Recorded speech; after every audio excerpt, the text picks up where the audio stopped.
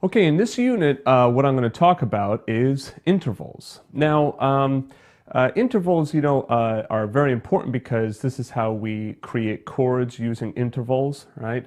But it's also important so we understand things like the ninth, the 11th, the 13th, so on and so forth, minor thirds, major thirds.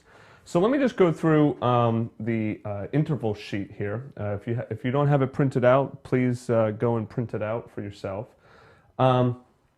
So you notice that there's several measures here, and there's two notes in each measure. What I'm going to do is I'm going to play them, one after another, and then at the same time as well. Okay, I think you'll understand what I'm talking about as I get into it here. So C to C. If I had two people playing the same note C, right? So if I was singing that note and somebody else was singing that note, we would be singing or playing in unison. Okay. If you play a note on the keyboard and somebody else matches that note, you're playing unison with that other person, okay? This is a perfect interval, and I'll get on to what perfect intervals mean a little bit later. So, perfect unison, right? Obviously on a piano you can't play a unison because you can only play one note. You can't play it twice. The next one, C to C sharp. This is what we call a minor second. We can also call this a half step, all right? Minor second. C to D is a major second. We also know this as a whole step. Okay? C to E flat is a minor third.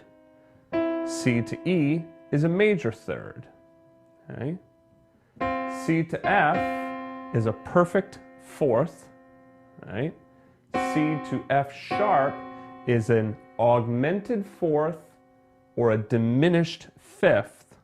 It's also the tritone, okay? It is the halfway point between the octave, okay? So C to F sharp is the tritone or the augmented fourth diminished fifth, okay? C to G is a perfect fifth, okay? C to A flat is a minor sixth. C to A is a major sixth. C to B flat is a minor seventh, and C to B natural is a major seventh. And finally, C to C is a perfect octave. Let me go through those perfect octaves again. So we have perfect unison, so if I had two notes playing at the same time, two C's playing at the same time, right? Perfect fourth, perfect fifth, perfect octave. Okay? Now when you invert a perfect interval, it inverts to another perfect interval. I'll talk about inverting intervals in a moment. I've read conflicting definitions of what perfect is all about. I've read that, if you invert an interval and it goes to another perfect interval, then it's a perfect interval.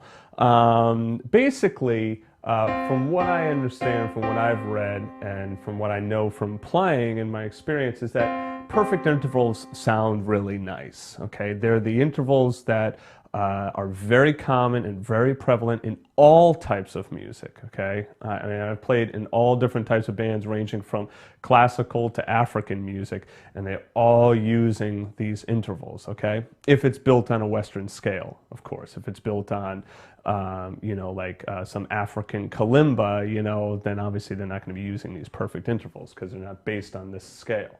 But anything that's based on this Western scale, this major scale, 12 keys of music and stuff, these perfect intervals sound very good, right? Now, if you have a piano and you have it tuned, you'll notice that the tuner will, sit there and bang out,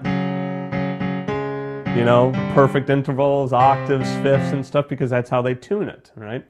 An interesting little tidbit is that the piano actually started out in pure tone, which meant that it was, you have to look up the definition, but basically what it meant is that if you played in just the white keys, right, so if you played in like the key of C or the key of F or key of G, what had mostly white keys in it, it sounded very beautiful.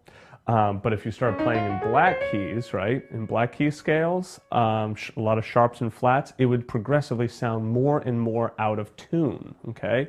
And what happened was they changed the tuning system to what's called equal temperament. equal temperament, all right? And in fact, Johann Sebastian Bach wrote the well-tempered clavier. Clavier is another word for piano, okay, or keyboard. So the well-tempered clavier, and he wrote 12 pieces in major, 12 pieces in minor, because it was really like the first time that you could use all 12 keys on the instrument, all right? Because before then, you know, C, F, G, like that would sound great, but the black key scales would sound out of tune, okay? So the piano is equally kind of out of tune, all right? It's kind of like bent a little bit, and they, you know, they kind of, I think what they did was they took a little bit off the fifth and lowered the fifth a little bit.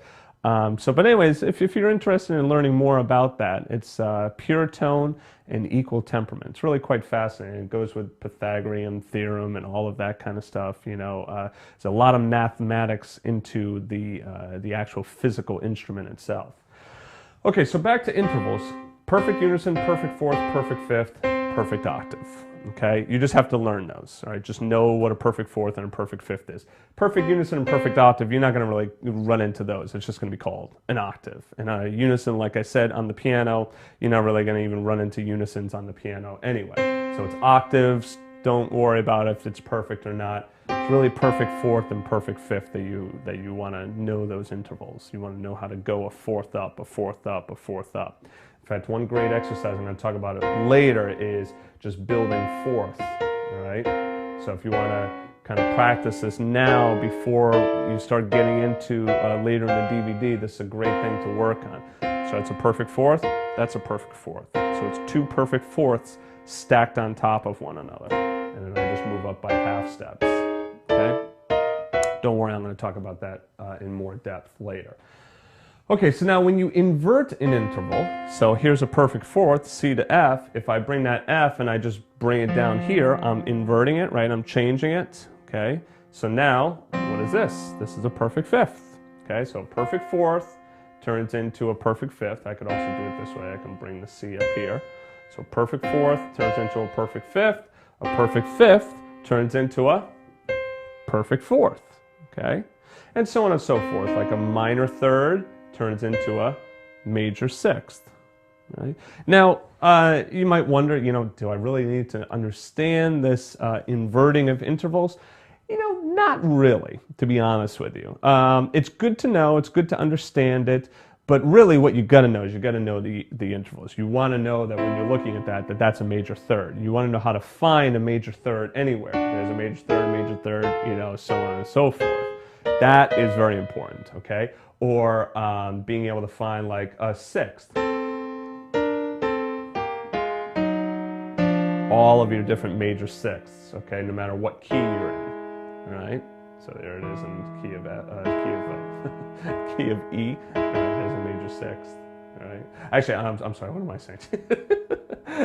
There's your major sixth in the key of E. This is a sixth as well. I'm just doing sixth off the scale. Okay. There's your major sixth though in the key of E. Sorry about that. Still kind of early in the morning here. Okay. So that's intervals. Let's move on now to the common tensions at the bottom of the page here. I just wrote these in just so you could see what a ninth looks like, and then what an 11th looks like, and what a 13th looks like, okay? So there's 9, there's 11, there's 13. Obviously, if you're going to flat 9, well, you flat it. If you're going to sharp it, you sharp it. There's 11 if you're going to sharp it, right? There's 13 if you're going to flat it. There it is. Now, another common question that people ask is like, if I have a chord, right, I have C7, and I want to add on 9 to it, well, now, do I have to do that? Like, man, for my hand, it's not too bad. It's not comfortable, but I got a huge hand, all right? I have a really big hand here. I mean, I can reach almost a 12th here in my left hand, all right? Most people are not going to be able to reach that far, okay? So this would be very tense for most people to be able to play this if they could even reach it at all, right? And if you can't reach very far, don't worry, okay? Bill Evans had small hands, you know. A lot of pianists can only reach an octave, that's it. And that's really all that you need, okay? So don't worry about it. And the voicings in this DVD, I'm going to keep them all down so you're not going to have to know how to get these big, you know, 10ths and 11ths, all right? So don't worry about that. All right, so now the question is, if I have C7 add 9 or C9, well, yeah, this is it, right? Because the 9, right? I got to add that note on here. How am I going to play this all in one hand? Well, first of all, the 9, the 11, the 13, they don't have to be always above the chord. They can be embedded within the chord. So what I mean is, here's C7, you know, there's C7 with the 9th. You can crush that with your thumb, or if you're playing the root down here. So notice how I don't have to bring the 9 way up here. I can play it down here. If I was going to do sharp 11, okay, I can do that. I don't have to have it like way up here somehow, okay? So the point is 9, 11, 13, yes, even though they are upper structures here, they are higher on, you know, it really is, meaning 8, 9, 10, 11, 12, 13, 14, 15, so on and so forth. It doesn't mean, though, you have to always play them up high like that. Here is a nice C minor 7 voicing. Now that's the 7th, that's the 3rd, here's the 9th, right? And here's the 5th, okay? So the 9th is embedded right in there, okay?